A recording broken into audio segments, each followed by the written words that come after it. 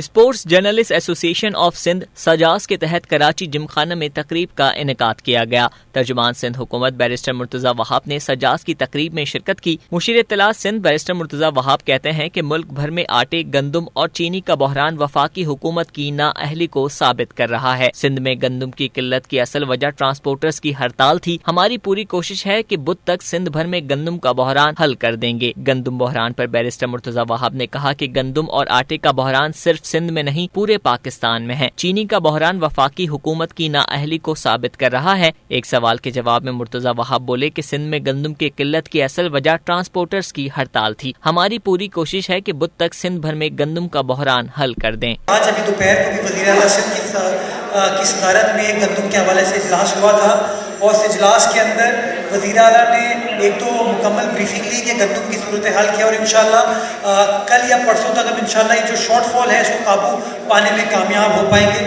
دوسری طرف یہ بھی جو اطلاعات ملی وزیر اعلیٰ کو کہ کچھ ایسے لوگ ہیں جنہوں نے گندم کو ہولڈ کرنے کی کوشش کی تاکہ وہ منافع کما سکیں۔ فوری طور پر وزیر اعلیٰ سندھ نے چیف سیکرٹری کو یہ ہدایت جاری کی ہے کہ سخت سے سخت کارروائی ان لوگوں کے خلاف کی جائے جو کہ گندم کا ذخیرہ کر کے بیٹھے ہیں اور جنہوں نے پرائز کو آرٹیفیشلی انکریز کرنے میں اپنا کردار ادا کیا ہے۔ تو یہ تو بات ہوگی سندھ گورنمنٹ کی، لیکن اصل جو محرکات ہیں جس کی وجہ سے گندم کی قیمت میں اضافہ ہوا، میں سمجھتا ہوں وہ وفاقی حکومت کے خلاف جو ٹرانسپورٹرز کا ہڑتال تھی اس کی وجہ سے یہ انفارچونیٹ سچویشن آئی۔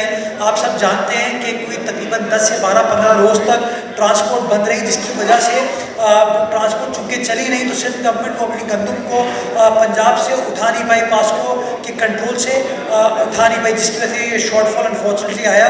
کاش کہ وفاقی حکومت اس ٹرانسپورٹرز کی ہڑتال کو پہلے سالو کر چکی ہوتی تو یہ پرابلم ہمیں فیس نہ کرنی پڑتی۔ دوسری میں سمجھتا ہوں جو انفارچونیٹ چیز ہے اور ہر چیز کا یہ حکومت سندھ کے اوپر پیپلز پارٹی کے اوپر الزام ٹھہراتے ہیں، خیبر پختونخوا میں تو ہماری حکومت نہیں ہے، تو اگر ہماری وجہ سے تمام شارٹ فال پیدا ہوا تو پھر خیبر پختونخوا میں یہ سچویشن کیسے ہو گئی، پنجاب میں کیسے سچویشن ہو گئی۔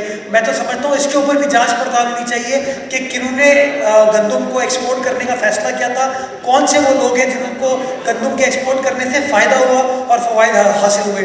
سندھ گورنمنٹ کا اس کے اندر کوئی لینا دینا نہیں تھا، ہم وفاق کی نااہلی کی وجہ سے اس میں پھنسے، لیکن اب چونکہ ٹرانسپورٹ کی ہڑتال ختم ہو چکی ہے، ہم نے ٹرانسپورٹرز کو یہ ریکویسٹ کی ہے، ہدایت جاری کی ہے کہ جلد از جلد وہ کام سٹارٹ کریں۔ کام سٹارٹ ہو چکا ہے اور انشاءاللہ منگل کی رات تک بدھ تک ہم اس جو بحران تھا اس پر قابو پا لیں گے۔ دوران گفتگو آئی جی تبدیل تنازع پر مرتضی وہاب نے کہا کہ کراچی میں اسٹریٹ کرائم بڑھا تو آئی جی سندھ اپنا اعتماد کھو بیٹھے ہیں۔ آئی جی سندھ کے تبدیلی کے معاملے پر سندھ حکومت وفاق سے رابطے میں ہے۔ کیمرامین رضوان رئیس کے ساتھ انظار احمد، DNN کراچی۔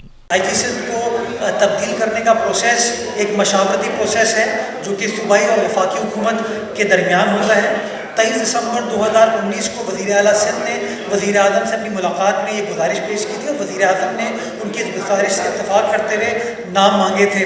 اس سلسلے میں پچھلے ہفتے کابینہ کا اجلاس ہوا، چونکہ سندھ گورنمنٹ جو ہے وہ ڈیموکریٹک پروسیس کو فالو کرنے میں بلیو کرتی ہے۔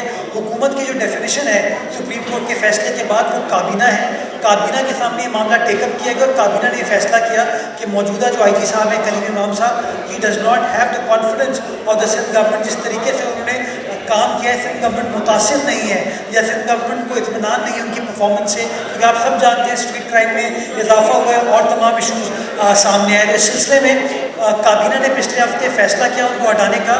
ہم نے مراسلہ وفاقی حکومت کو بھیج دیا ہے، اب کورسپونڈنس اور کنسلٹیشن کا پروسیس وفاقی حکومت اور ہمارے درمیان جاری ہے۔ جیسے پروسیس کمپلیٹ ہوگا نئے آئی جی کا انتخاب کر لیا جائے گا۔